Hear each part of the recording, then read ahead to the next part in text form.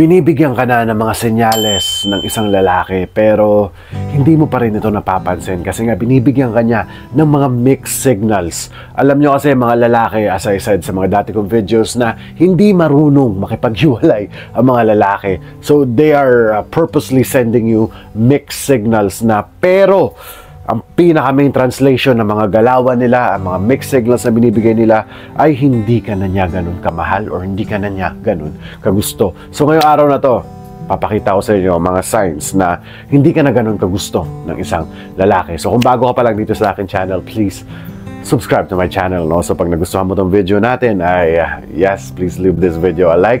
And also, do not forget to turn on your notification bell para maging updated ka sa mga ina-upload nating videos every day. At sa kalagitnaan nga po ng ating video ay meron tayong shoutout section na kung saan ibabatiin natin ang ating mga mahal na subscribers na nagpapa-shoutout since last week. And also, do not forget to follow my Instagram para kayo na rin yung susunod ko doon na Mama My Day kong pangalan. Isang pangalan lang yung Mama My Day ko doon. At may mga videos tayong ginagawa doon.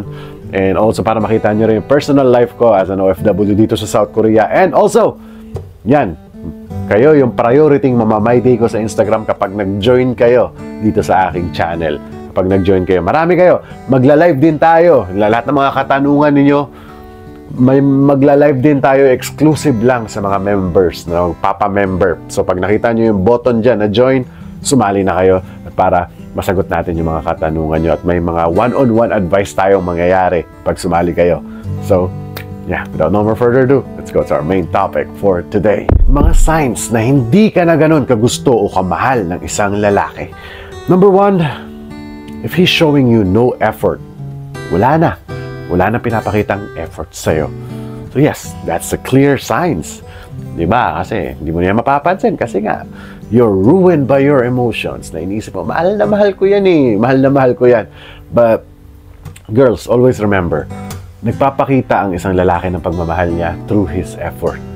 Tandaan niyo po yan, girls. Effort ang number 1. Tipong mga simpleng effort na hindi ka na sinusundo.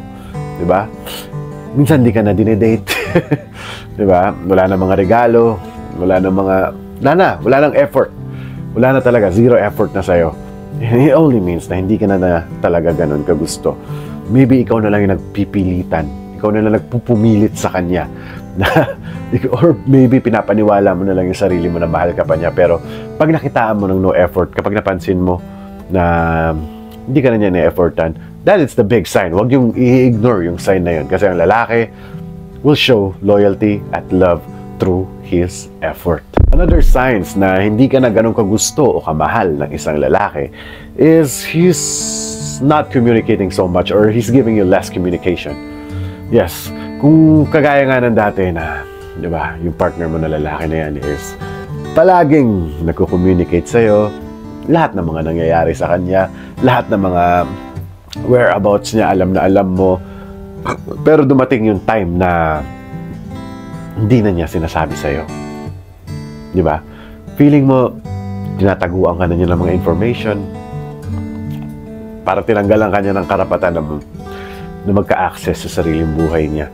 At yes, nagsasama na lang kayo sa bahay, nagaganunan na lang kayo, nagtatabi na lang kayo sa kama, and that's it.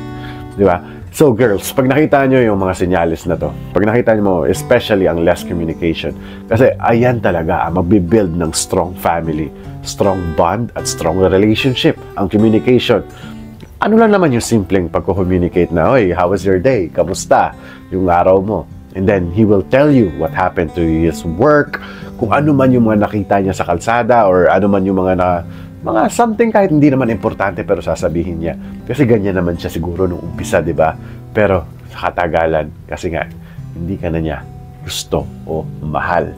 Before we move on sa ating next topic, ay babatiin muna natin ang ating mga mahal na subscribers na nagpapa-shoutout since last week na sina Priscilla Gadion ng Saudi, hello po. Kay Lourdes Carmel Ramos ng Riyadh, hello po. Kay Nutflex Store, hello po.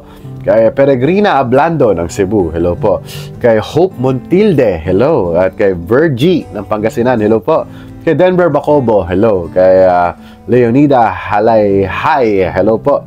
Kay Juliet Dokog ng California, hello. At kay Joanna Perez ng South Korea. Once again, maraming salamat po sa walang sawang panonood dito sa akin channel. At kung gusto nyo rin pumapasama sa ating shoutout section is all you have to do ay keyword shoutout at yung susunod yung papabate kung sino man yung mga, diba, kung sino man yung mga babatiin nyo. May anniversary or especially yung mga mahal nyo sa buhay abroad, yan, batiin nyo po yan. Lalo na yung mga nagtatrabaho sa abroad na kagaya ko, di ba? And also, kung gusto lang din marinig yung pangalan nyo, pwede po. And kung mamimiss ko nga po yan, meron naman tayong Instagram. I-follow nyo ako sa Instagram. At malay mo, pag member ka na ng channel ko, ay ipapriority ko talaga na i-my day ang pangalan mo. So, yan. Subscribe to my channel and also join my channel para lumakas pa yung puwersa natin dito sa YouTube. So, let's go back to our topic. Another signs na hindi ka na ganun kamahal or kagusto ng isang lalaki is marami na siyang excuse. At lalo-lalo na marami na siyang excuse para hindi ka na makita. Diba? Para or hindi makipagkita sa'yo. Let's say it that way. Okay? Kasi girls, ang lalaking mahal na mahal ka, that is always excited. Excited dyan palagi na makikita ka. Hanap-hanapin niya yung presensya mo. Kukulitin ka niya na makipagkita sa'yo. Pero what if napansin mo na lagi na lang may dahilan? Busy daw. Diba? Pero dati, panay madali. It's either siguro may telltale sign niya na siguro may iba na siya or may iba na nagpapasaya sa kanya or baka nanawa na lang talaga sa relationship ninyo. It's that between the two. Pero that is the biggest sign na hindi ka na talaga gusto o mahal ng isang lalaki kapag nawala na yung willingness niya na makita ka or every time, uy, magkita naman tayo, tagal mo na din nagpapakita. Diba? Busy ako eh. Puro ganun yung sagot. Sad to say, lalo-lalo na kapag tumagal na ng buwan yan, walang busy lalaki kapag nagmamahal. Tandaan nyo yan. Walang busy na lalaki. Ang tunay na lalaki nagmamahal, he will make time for you. He will make time for you. That's for sure. So, yeah, kung hindi ka na niya gusto, hindi na yan magpapakita sa'yo. The last sign na hindi ka gusto o mahal ng isang lalaki is if that guy doesn't want to commit or kung ayaw niya makipag-commit sa isang relasyon sa'yo. Siguro dahil may mawawala sa kanya, mawawala yung mga options niya, baka marami siya mga babae, di ba? Ganon. That's why he's scared to commit. Takot siyang bawalan siya ng mga gagawin niya. That's also scared of commitment. So, yeah, if that guy is had enough of you at kung wala siyang nararamdaman talaga sa'yo or baka may gusto lang siya kunin sa'yo, is he will never commit on you. Tandaan niyo po yan, girls. Takot sa commitment yan. Yung mga ganyang tipo ng lalaki. Maybe nagbe-benefit siya siguro dahil sa kama. Yung mga action yung ginagawa sa kama. Yeah, maybe he's benefiting on that one. Kasi nga, problema nyo rin. Binigay nyo rin kaagad na hindi mo pa pinagkukumit. Kaya yan tuloy. Diba? Nakuha niya ng for free. Effortless. Nakuha niya, diba? Napakadali. So that's why he's scared to commit.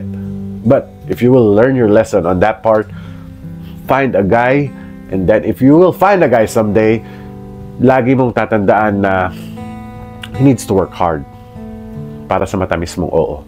Always remember that.